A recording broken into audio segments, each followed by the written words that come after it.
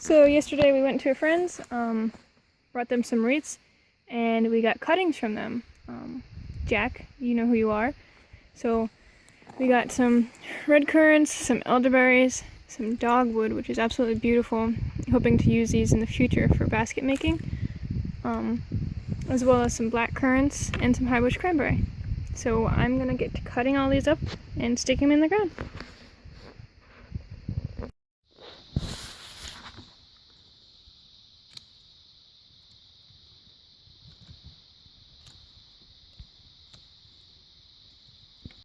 So, we've got a bunch of cuttings to put in the ground. We went and sold some wreaths to our friend Jack. Hi, Jack.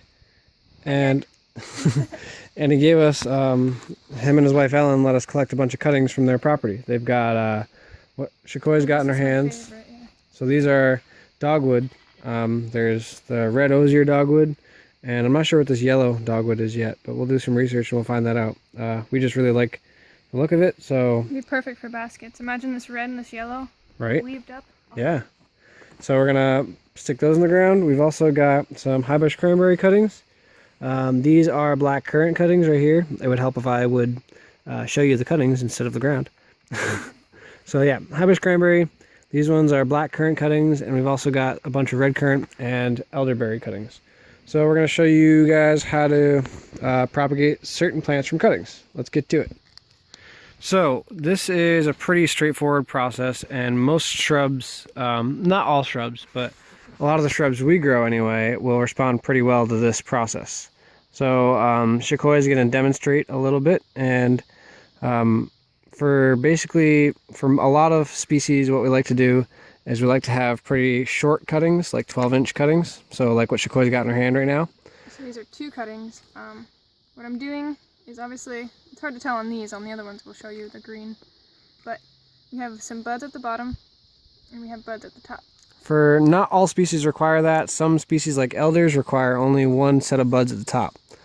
So what Shakoi is doing, that's basically it. Stick it as far down as it'll go. We've done it before where we've had 50-50, 50 underneath, 50 at the top. Yeah. And that worked well. I mean, but ideally you want more underground than above ground. We used to have really clay, tough soil where we used to be, so we used to only be able to get it in so far. We've even had like 20% underground and 80% above ground, and most of the time they root just fine. That was with currants and elderberries. But yeah, like Shakoi was saying, ideally you want. Coda. It's not Coda, it's Bam Bam, one of our roosters. But Coda always tries to break it up. He's afraid. He's a pacifist. But yeah, like Shakoi was saying, we want about 50% underground, about 50% above ground. This has a scar right here. I'm gonna cut that off. Okay, yeah, good idea. Odds are it's damaged. It could have a fungus, it could not, but odds are if it's already scabbed over, it's not gonna root there. So better chance that way.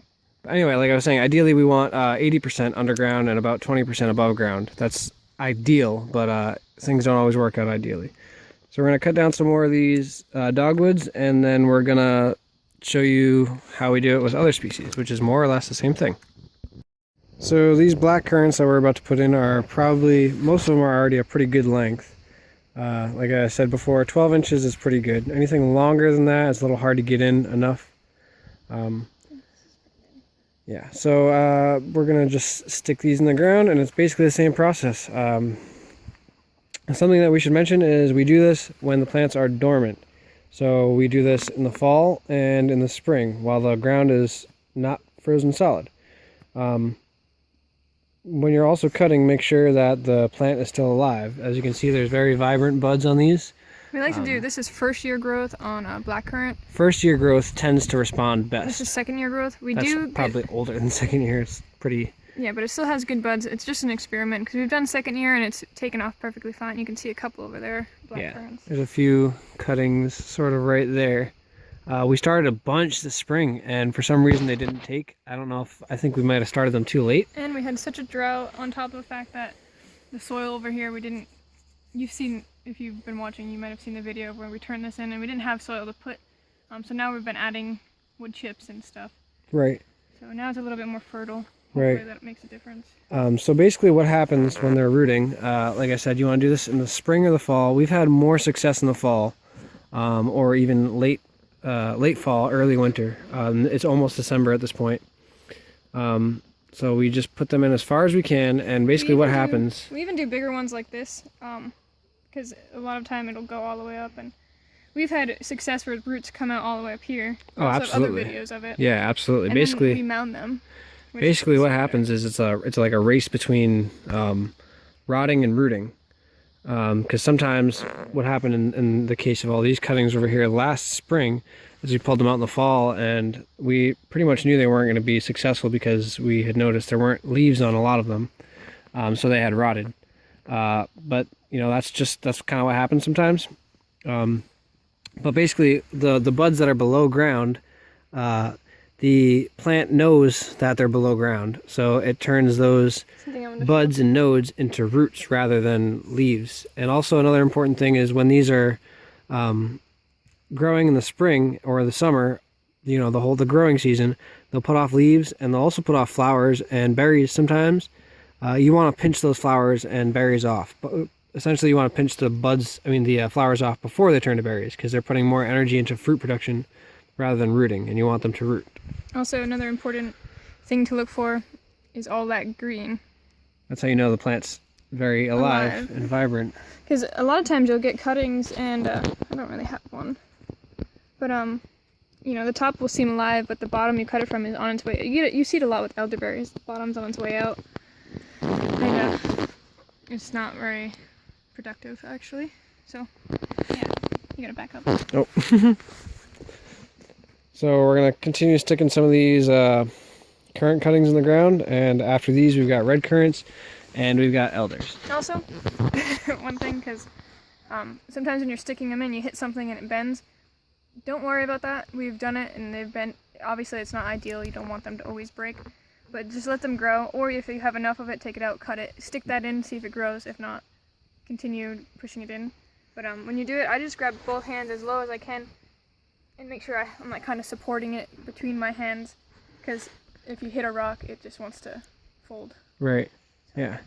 I was gonna say one other thing, but I think I'm forgetting, and that's okay. Oh, something that we will do sometimes is we'll broad fork these beds to loosen up the soil a little bit, because sometimes it's really compacted after walking on it. And another thing that we'll do when we're done all these cuttings is we'll flag the rows so we know what we did. Yeah, we say that. And then we flag them. Like over here, I was just figuring out what we put, and then I realized, oh yeah, there's some pears, and oh yeah, there's some locusts. Right, there's healed-in trees along this row, along this bed line, basically. We're getting better, but practice makes perfect. Labeling sounds like it's a no-brainer, and it's definitely something that you need to do, because no matter what, by the time next fall comes around, so much has happened that we're like, you know, especially if they're a certain variety, we might be able to tell these are black currants by the leaf and the smell. They smell so good. But if we have specific varieties, those are definitely something that we need to label, because we'll forget by next fall. So we're gonna start to put more of these cuttings in, and when we're done with these, we're gonna mulch this bed with wood chips. So this is a high bush cranberry cutting. These ones are a little trickier because they tend to not be as straight. But this is an example of one that is not alive. It's not bendy. It's not. Show that. It's not green. Cambium. Yeah, the cambial layer is not green. The inner bark layer isn't green at all, and you can tell it's just not bendy. It snaps. So this is dead wood. This won't be a plant because it's dead. So what we're gonna do is. We wanted to show you an example of cutting these down because there's so much. So these, you can see the buds pretty nicely. Oh no, you had them last. No, you did. No, I did not. Anyway. Can't really focus in on the buds. There we are. Those are the buds of high bush cranberry. They're absolutely gorgeous. So these are buds that, this is another dead one. Well, we want to show you. See this. So these things a lot of the times what we'll do with something like this is we'll cut all of these off. And we'll actually plant them, give them a If you look chance. close, there are buds right past the branch collar. So we'll just cut right here, right there. That gives a little bit more energy into rooting. These are a little weird, these high bush cranberries, but they take pretty good. We sell cuttings on our website in the spring and the fall.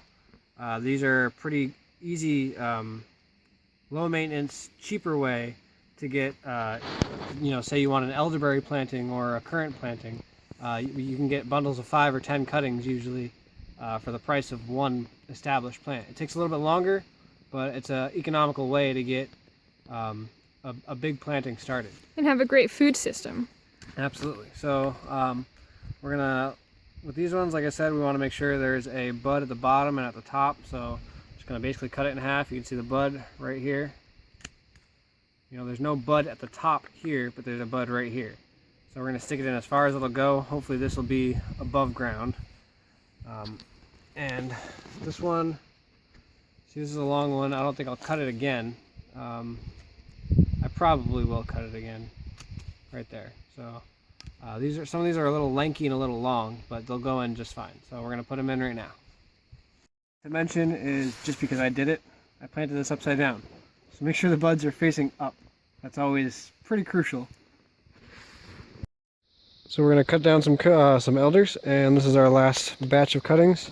Got a bed full of sticks, and they will hopefully be plants by next fall.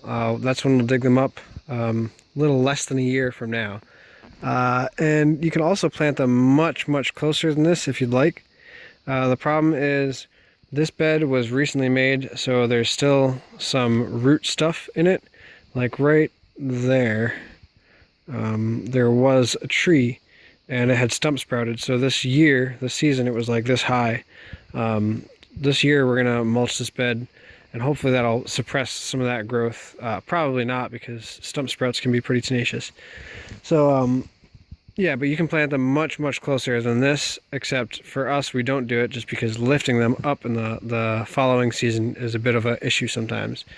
So we're gonna continue cutting some of these elders down, planting them, and you can do the same. Now you know how to start plants from sticks. Thanks for watching, guys.